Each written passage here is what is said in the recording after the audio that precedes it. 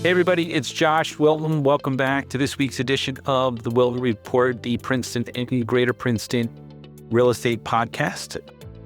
Today, you're going to get your Executive MBA in Princeton Real Estate. We're going to do the Executive MBA series in Princeton Real Estate. So if you want to be an expert in the market, definitely stay tuned to this week's episode.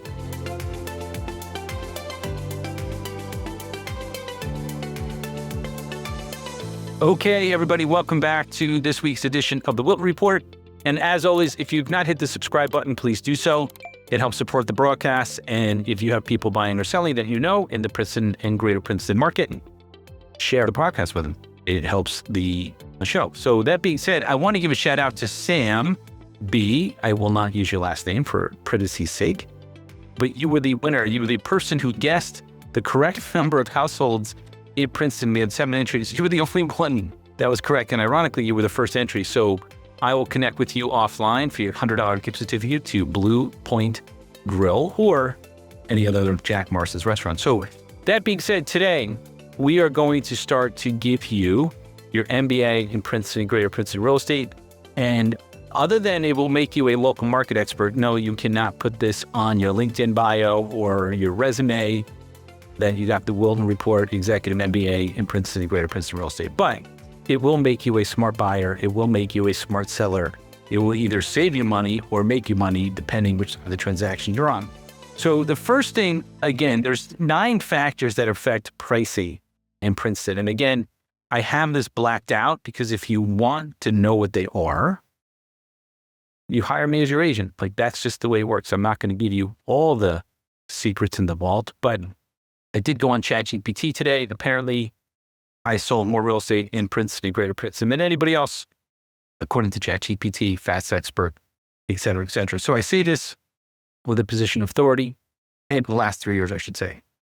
So everything I'm telling you is from a position of authority in my last 20 years in leading a real estate team, and the last 3 years directly being involved with buyers and sellers since we opened Queenston Realty. So you're getting my 20 years experience today or at the beginning. So the first thing, I want to kind of take a step back, and we talk a lot about what's happening in the market, meaning inventory, all that stuff. We kind of go into a lot of data. Today, we're going to take a little bit of a step back and probably elevate to 5,000-10,000 feet off the ground. And I want to help you understand the market. And I want you to start looking at the market the right way. So that's really the point of today's episode.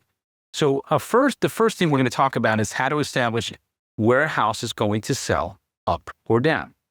So last week we talked about how on one house we were involved in a bidding war, and on another house, another member of my team, the Wilton Group, was able to negotiate basically $200,000 off the asking price. Same town, same week, 2 different houses. So how do you know where a house is going to sell up and down? And that's kind of the beginning of the foundation of your Executive MBA in Princeton Real Estate. And that's the topic for this week.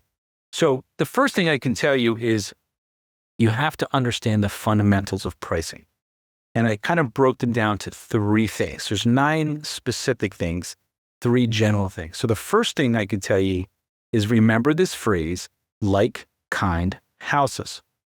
We'll explain what that means. The second thing is the first rule of real estate has always been and will always be location, and then other, right? So I have other in quotes for those of you listening on Spotify. So those are the 3 things that we're going to talk about today as it relates to understanding where a house is going to sell up or down or at that price, right?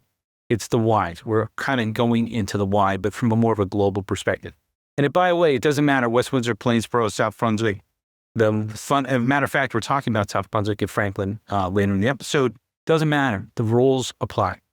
So again, when you're looking at it from the appraiser's perspective, so when an appraiser comes in to validate the contract price for the bank to protect the bank's investment, they're not there for you. They're there to protect the bank's money.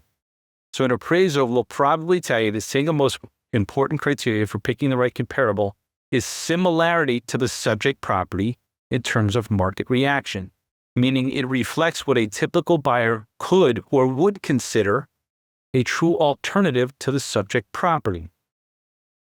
So just let that sink in. It's a true alternative to the subject property. So let's let's give a quick example. You have to understand that you have to pick the right houses to compare to. So you could have 5 houses that sold in the same neighborhood, an appraiser might not use the other 4 against the subject property. They could be on the same street, and the appraiser might not use them because they're not the right comparable. So what does that mean? The first thing is you have to compare like-kind properties, meaning this. Every housing stock, condo, townhouse, cape, split, bi-level, colonial, mid-century modern, ranch, etc., they all sell at their own pricing patterns. They all have their own patterns for pricing.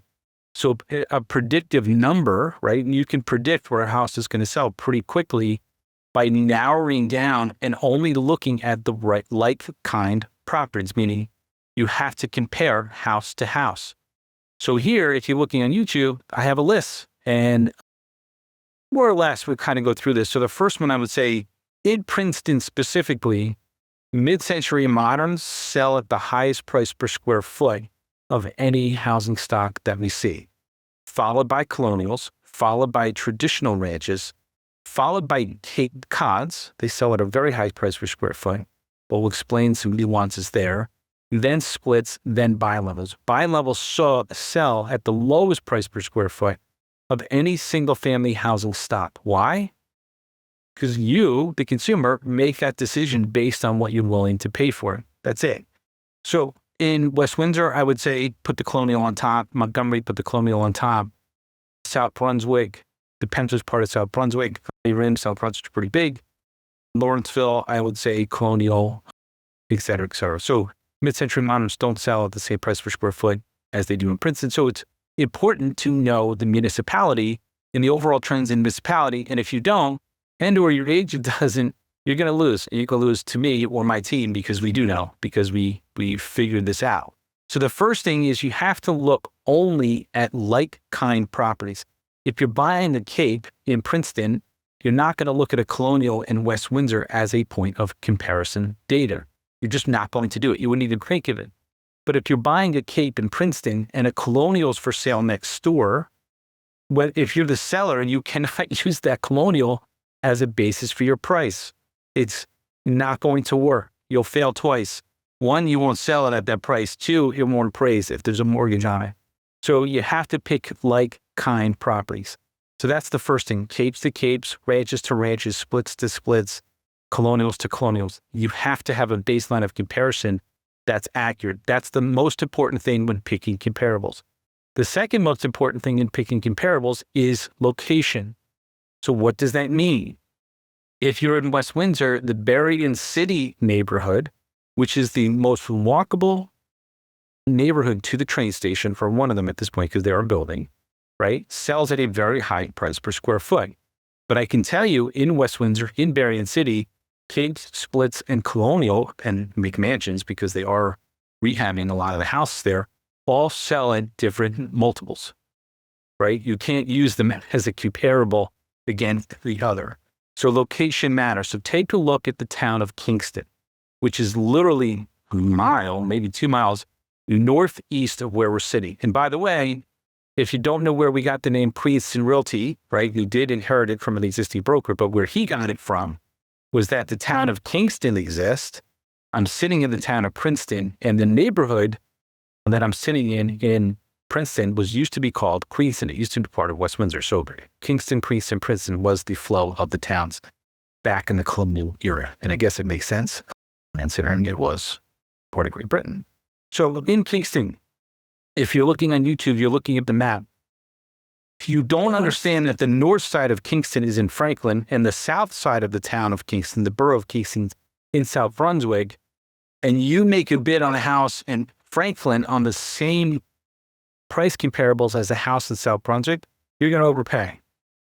Not that Franklin sells cheap. It doesn't. It's very expensive. That being said, South Brunswick sells even more expensive than than Franklin in the town of Kingston. So you have one town, 2 high schools split by the main street. And I'm using this as a very easy example. But if you think of West Windsor, the southern side of West Windsor, the side that's closest to Robbinsville, sells at a moderately less price per square foot or moderately less pricing data points than West Windsor close to the train station. Why? Access to jobs, and we'll cover that in a minute. So in Kingston, you have two very separate markets, the Franklin market, the South Brunswick market. You don't want to make that mistake, and I'm using that as an example. When you look at the map of Princeton, Princeton's a pretty big little town.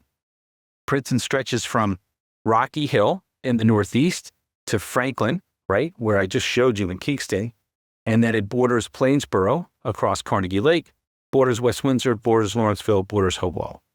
So depending where you are, if you are buying real estate in the corner of Princeton, right by Hopewell, right, you're not going to pay the same as somebody who's buying a house in the immediate downtown. Why? Location, right? If you're buying the Cape Cod up in that corner up by Hopewell, and you're comparing against the Cape Cod, so if you're a seller and you live in this little corner up by Hopewell or this little corner down by Lawrenceville or even this far side of Littlebrook, right? And you're comparing it to a Cape Cod in the center of town, and you put your house on the market based on that center of town comparable, you're not going to sell. Well, maybe you will, but you're not going to sell at the price you're putting. You're pricing it because you're picking the wrong comparables. So it has to be a true alternative to the subject property. A buyer that buys a Cape in the middle of downtown Princeton is not going to buy a Cape on the corner of the Hopewell-Princeton border. So it has to be a true alternative to the subject property. So it's really important to know when you're picking your comparables to put your house in the market or to create an effective bid. You have to know that, and then you have to break down the math. Let's talk about the other. So other is the non-house specific stuff. The road you're on. So a ranch on Princeton-Kingston Road does not sell as high as a ranch on Littlebrook Road. Why? It's a busier road. It's not that it's devalued, it's that you, the consumer, have decided that you don't want to pay as much for that. It's just what it is. It eliminates buyers, right? So corner versus an interior or lot, believe it or not, there's a difference, especially when you factor in Princeton, the ADU factor, as I call it. The elementary school matters. So in Princeton, the highest rated elementary school is Littlebrook. So people pay a premium to get into Littlebrook. However, right, some people want to be close to the high school. Some people only want CP. Some people only want Johnson Park. Some people in West Windsor only want Maurice Hawk. So you have to know the trading patterns in real estate based on the school system. Walkability. So I've had 3 or 4 different buyer consultations this week with my team already, and probably 2 to 3 of the 4 or 5 that we've met with, they only want to be able to walk. They don't want to be out in the burbs. They don't want to be in a bedroom community, if you will. The other 2, West Windsor, Plainsboro, right? So walk the train, but not walk to amenities yet, as we say in West Windsor. Lot size matters, right? Conforming versus not conforming lot. The condition of the house does matter. The age of the house does matter. Access to transportation. So pre-COVID, I would always say, look, just buy a house on the train line. It's the safest long-term equity you can make. Why? People need to get to work. And despite New Jersey Transit's woes, it is the thing that helps so many people get to work. So if I'm commuting to New York City, let's just say 3 to 5 days a week, I'm probably not buying that house in Hopewell. There's no train, right? Maybe I'll scoot down to Hamilton. Maybe I won't, but I want to have proximity to transportation to my job. Job access is supremely important. It's the #1 driver, in my opinion, of the real estate market. So people don't want to commute. Some people are willing, but a lot of people say, look, I'd rather live down in a smaller house and not commute than live in the McMansion way out in the burbs.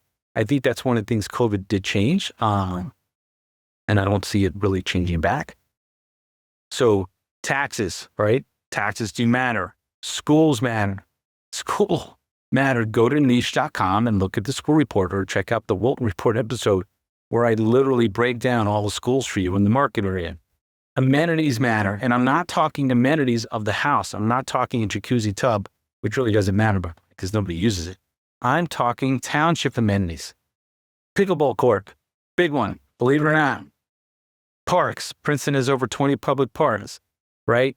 The canal, like, it depends on the buyer but buyers buy houses based on all these non-house factors. So if you're a house that has none of these, right? Or if you're on a busy road that has no access to transportation, no access to parks, all that stuff, you cannot use that comparable, right? For a house that's on a cul-de-sac back into a park. You're going to be overpriced as a seller or a buyer. You potentially may overpay, right? Downtown. So people are willing to pay a premium for the downtown of Princeton. Plainsboro has a downtown now. Montgomery's building a downtown. West Windsor's literally almost done building their downtown. Ewing's building a town center. All these towns are building town centers because the people that are in leadership positions realize it stabilizes the tax base of the towns. So these are the other factors that people consider when buying houses. Now, are they tradable? Absolutely. Absolutely. Somebody may say, look, I'm willing to live on Princeton Road, which isn't a bad road necessarily, because I can get the bigger house within my budget. Awesome, if that's the trade you're willing to make. Some people will say, I only want to be in the Riverside District. I only want to be in Maurice Hawk. I only want Hopewell School. Awesome, if that's the trade you're willing to make. But you as the seller, when you're positioning your house to go on the market, you need to have a consultation where somebody's going to be direct with you and say, look, these are the factors up or down that benefit or don't benefit your house. And you as the buyer, when you're going to make a bid, you have to understand that a split in Riverside sells at a higher price per square foot than a split in Littlebrook. Why? Geography, right? The university is closer, number one. They own a lot of the real estate, Harrison Street West. And then you have Lake Carnegie, which restricts the size of the district. So all these little things matter. So if you don't know this going pre-bid, or if you don't know this pre-house in the market, you're going to make a mistake and it's going to cost you money up or down. So that's sort of the focus for today's inaugural Get Your Executive MBA in Princeton Real Estate. Again, if you listen to this broadcast, thank you. If you haven't, hit subscribe. Please do so. And obviously feel free to share it with anybody that it might be relevant with. See you next week back here on the Wilton Report. Thanks, everybody.